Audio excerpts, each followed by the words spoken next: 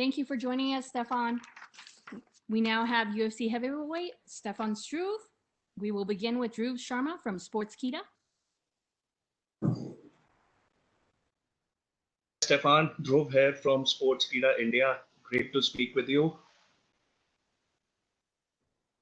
So, Stefan, not to put you on the spot, but as far as your last fight was concerned, if we are being brutally honest, the groin strikes were the main reason why this fight was, stopped later on. So, with not just with respect to groin strikes, but with respect to eye pokes and with respect to the fence grabbings and the weight cuts, do you think the contributing factors are being ignored by the commissions? And as far as the unified rules of combat is concerned, can there something be extra which can be done about it to avoid circumstances like these again?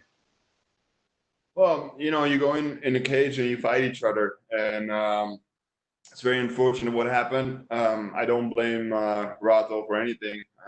His aim with his kicks is just not as good, but yeah, if it's really, I was able to continue. Luckily, I've seen a lot of fighters fight since then who experienced the same thing with low blows, and they stopped the fight.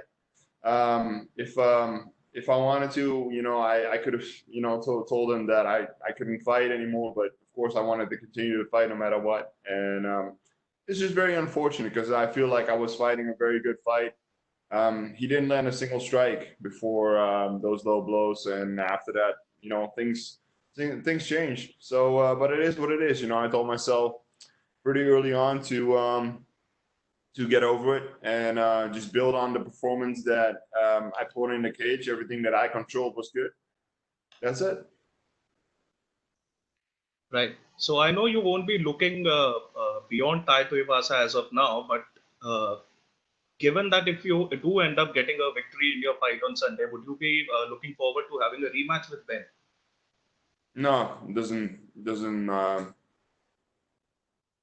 doesn't really matter to me. Like, I don't want to be stuck in that in the negativity surrounding the low blows. I just want to continue to fight well and win fights. And yeah, what I said, I don't really care about that anymore. Like, it is what it is. Right. Thank you. And going back a little, after your fight against Rogerio de Lima, where you won via submission, you had said something about a heart condition which you've been suffering from for a long time. So you were quite vocal about it on social media as well. So can you shed some more light on it? What's that like? Or if someone else has that particular problem, how to, tackle that if one wants to pursue a career in mixed martial arts? Well, with me, they found it when I was 25. Normally, they find it when you're a lot younger. So I got leakage back into my into my heart at the aortic valve, and so I really just need to make sure that I don't overtrain, and that I keep a good eye on it. Like, I get it checked every 6 months, and if the leakage increases, then there is going to be consequences for my fight career, of course. But we're trying to be as smart as we can with it, and so far so good. It's very stable, and I'm performing very well with it. So, thanks, Stefan. And just a last query before I let you go. You, just like Tai, will be fighting in an empty arena for the first time. So will there be a different strategy? Have you thought about, how to approach this particular fight, considering that there won't be any audience, any live audience? Yeah, we spar in empty gyms every week. So, it is what it is. Once that cage door closes, it doesn't matter how many people there are in the stands. It's just me and him, and I need to do what I always do in the gym, and that's it. Right. That's all from me, Stefan. Have a great fight on Sunday. Thank you. Next, we'll go to Jim Barcelone with Miami Herald. Yes, thank you. I'm wondering, for this fight, where did you train for this fight? And was there anything different just because of the pandemic and COVID in training for this fight? I trained back home in Holland with my coach, Bob Schreiber, my longtime coach, and Team Musasi. And, I got a bunch of good training partners. I moved camps back home again, starting with the Rogerio Lima fight. I was in Florida for 4 years before that, and it was a great experience. I really needed a new something new for my career to give it a boost. But now it just feels really good to be back home, and I really had a great camp. So things of course are a little different, but it is what it is. You know, it's different for everybody. There's not a ton of pro guys in Holland who just do this. You know, there's a lot of people who fight and work. So you can't ask of them to not be in contact with anybody. So we try to be as careful as possible. And yeah, you didn't always get the amount of sessions you would like to get in, but it is what it is. And maybe it's good because, you know, I tend to really push myself and maybe train too much now and then. But this time we really focused on quality instead of quantity, and yeah, I feel great. So no big deal. Like things were a little different, but I'm just feeling blessed to be here and be able to make a living for me and my family.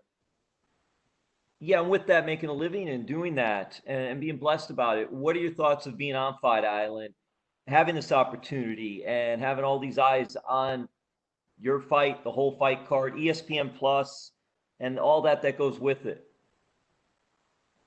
It's great. The island's great. UFC's taking care of everything we could want, everything we could need over here. You know, we got our own private workout room next to our own room, which I really like. You don't have to share it with all the fighters. There's not a lot of people in the hotel. Like, for instance, you fight in Vegas in a busy week. Like, it's really hard to move around the hotel and stuff. It's just nice and quiet, you know. And what I say, we have everything we need, and yeah, it's been a really good week so far. You mentioned your time in South Florida. Were you with Hard Knocks, 365, and Henry Hooft? Yeah. What was that also? What was it like working with Henry? And do you still keep in touch with Henry at all or no? Yeah, Henry is here now too, and he and my coach from Holland are longtime training partners and friends. So it was a pretty easy transition. Also because the styles are kind of the same, but of course everybody teaches a little different. It was just a really good team to be with, and the training sessions were great. They got great coaches there, great facility. Everything a fighter could wish. For me, it's just a little too far from Holland. If it was closer, I would still be going there a lot. But I just wanted to go back home and do my camps in Holland again and just be full-time in Holland. So you don't miss the beach? I do miss the beach, especially this time of year. It's really nice to be here on Fight Island right now too, because the weather is so nice. And Holland's really cooling down, and all the leaves are falling down, the trees and stuff. So it's definitely nice to get a little sunshine. I do miss the Florida beach and the ocean, but yeah, you know, it is what it is. All good. Hey, thank you so much. All the best. Thank you. Next, we have Damon Martin with MMA Fighting.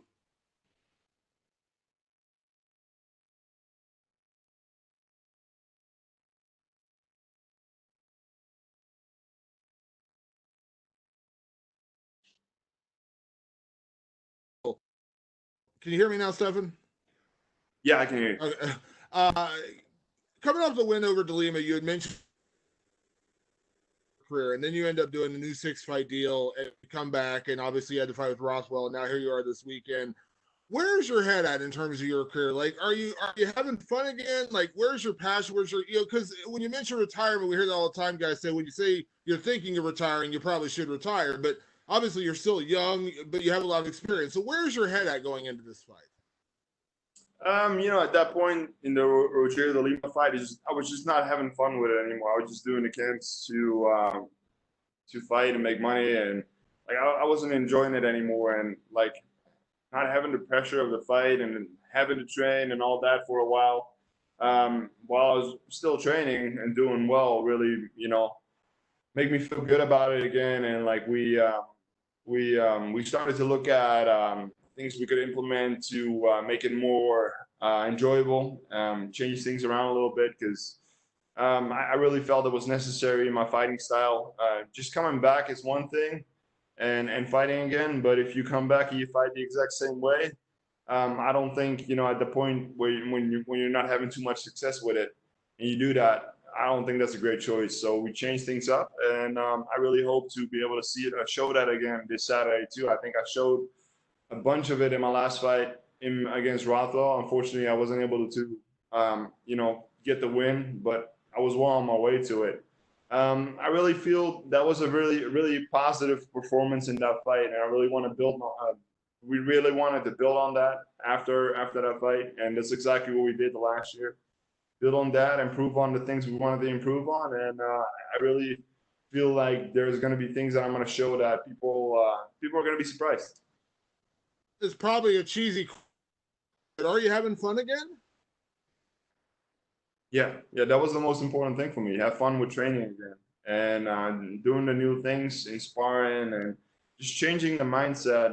Just working on like how to approach fight week and how to approach sparring, because I didn't really want to spar anymore before that. Like everything was just getting really hard to do, and every single time I had to go spar, it was like a really big thing to go into the gym and knowing you have to spar again, and like it's like I was just done with it. And then I had a good training camp for the Rogerio de Lima fight, and I was just, the first 5 seconds I wasn't focused enough, and he clipped me, and then I had to survive that first round while he was trying to like take my head off, and all that together, just like I was like, all right, I'm done right now. So I really didn't want to do it anymore at that point.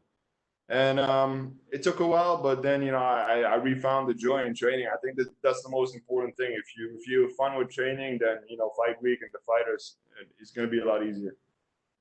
And Stefan, when you fought Ben, has been around for a long time, fought everybody, very very well known heavyweight. To go from him to Tai Tuivasa, who's a younger guy, not maybe as well known, but obviously a big striker. I mean, in terms of your career, like, do you prefer the kind of more well-known guys, like in terms of like who you want to fight, the legends, the guys with kind of like a name like yourself, or do you mind fighting some of the younger guys like a Tai Tuivasa who's 27, he's got a lot less experience than you, maybe not the name. Like, do you mind those kind of different fights? No, I don't care at all. We are offered an opponent, then we look at what we think, and we make a game plan off of the fighting style, and that's it, man. Like we try to have as much fun with it as possible, and if someone has a big name or not, it doesn't matter.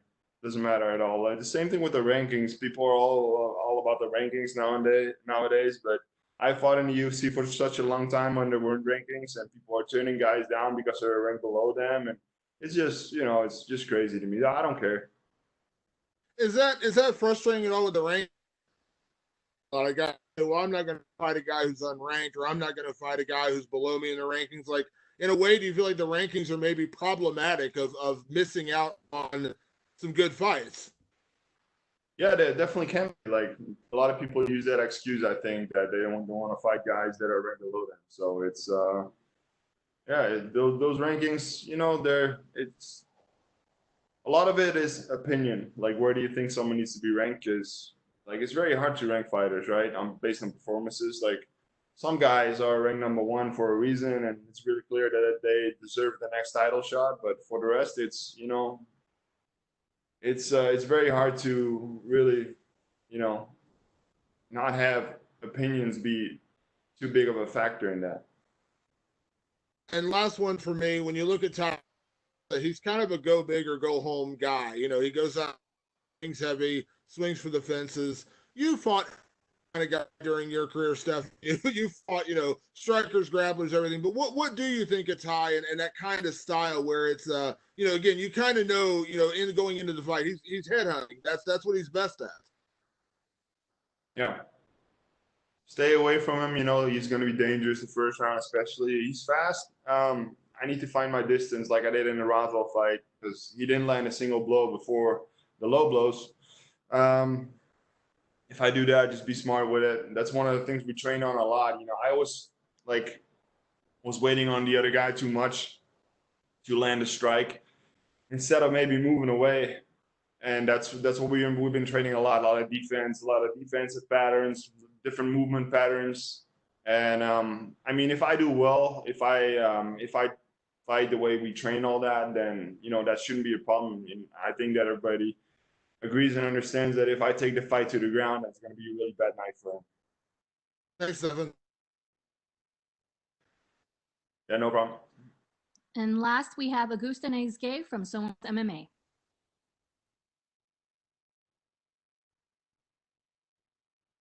Hi, Stefan. How are you?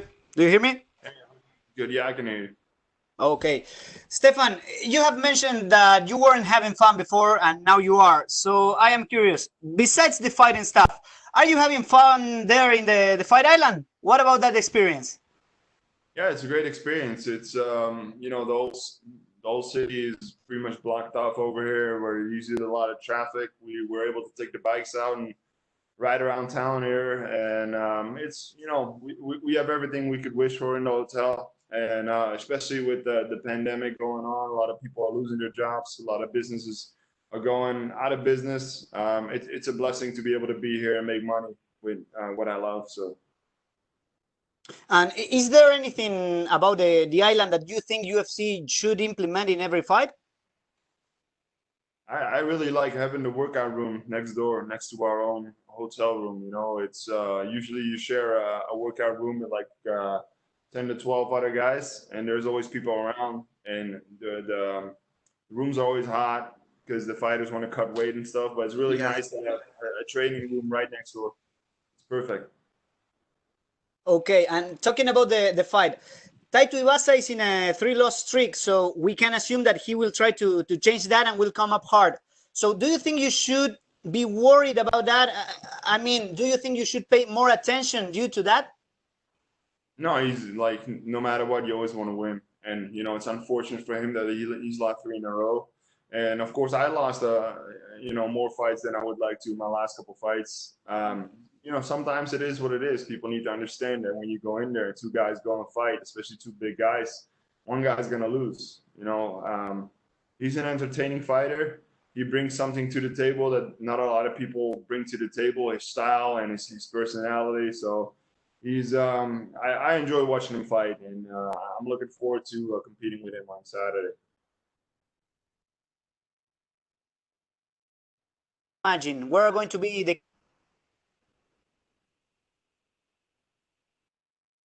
Sorry, I don't hear you anymore. Sound's gone. Yep, sounds like he's having technical difficulties. That's all we have for you today. Thank you and good luck Okay. this weekend. Thank you.